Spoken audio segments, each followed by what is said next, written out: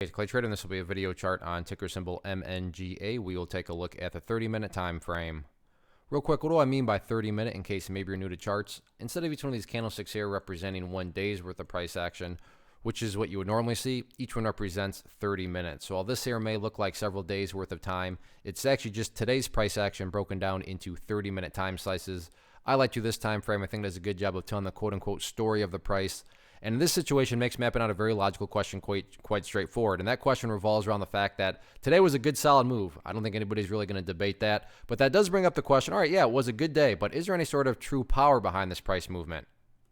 Oops, something happened in my annotation tool there. But like I said, is there any sort of true power behind this? Is there any sort of genuine momentum?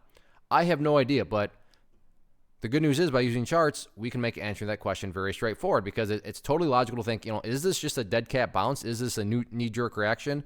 Well, we can monitor that very closely and easily by using really just a single level. And that's why I love charts, because it makes things quite straightforward. And that level is there at 50 cents. Why is 50 cents so important?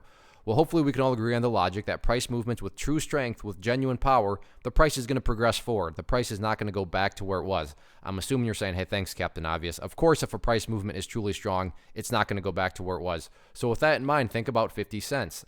Any sort of closes below 50 cents, or worse yet, if the price separates to the downside, what is that doing to the price?